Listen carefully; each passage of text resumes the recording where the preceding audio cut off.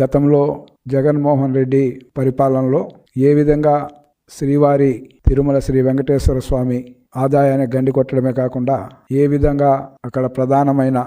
లడ్డూకు సంబంధించి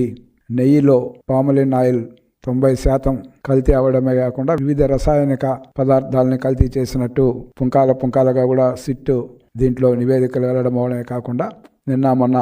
16వ నిందితుడు అరెస్టు వరకు చూస్తే ఏ విధంగా తిరుమలలో లడ్డు ప్రసాదాల్లో కల్తీ జరిగిందో అన్నీ కూడా ఒక్కొక్కటి కూడా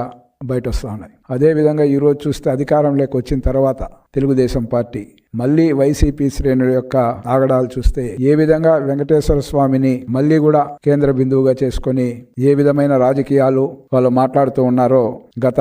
1 సంవత్సరం 5 మాసాలుగా కూడా మనం చూస్తా ఉన్నాం. గతంలో వైవి సుబ్బారెడ్డి గారు కానీ కరుణాకర్ రెడ్డి గారు కానీ గత ఎన్నికలకు ముందే చాలా మంది భక్తులు కూడా శ్రీవారి లడ్డు విషయంలో కల్తీ జరిగిందన్న వాస్తవాన్ని ఎన్నికల ముందే కూడా మేము కూడా వెంకటగిరి సభలో చెప్పడం జరిగింది. నెయ్యి సువాసనలు తిరుమలలో 4 మాడ వీధుల్లో కూడా తెలియడం లేదు, దానిపైన విచారణ జరపాలని కూడా ఆ రోజు కూడా మేము డిమాండ్ చేశాం. కానీ ఆ రోజు ఎలాంటి దీన్ని కూడా పట్టించుకుపోయిన సంఘటనలు మనం చూసాం. సిట్టు కూడా దానిపైన అందరినీ కూడా సమగ్రంగా కూడా విచారణ చేపట్టి అన్నీ కూడా బహిర్గతమవుతూ ఉన్నాయి. శ్రీవారికి సంబంధించిన ఆడొక ఎంప్లాయ్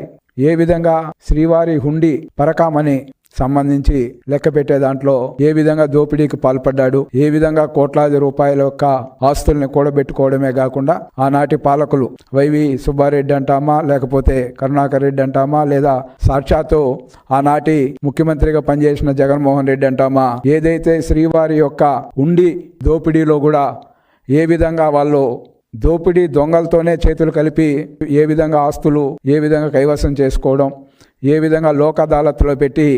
ఏ విధంగా చేశామనే అనే విధంగా వాళ్ళు ప్రవర్తించడం, దానిపైన కూడా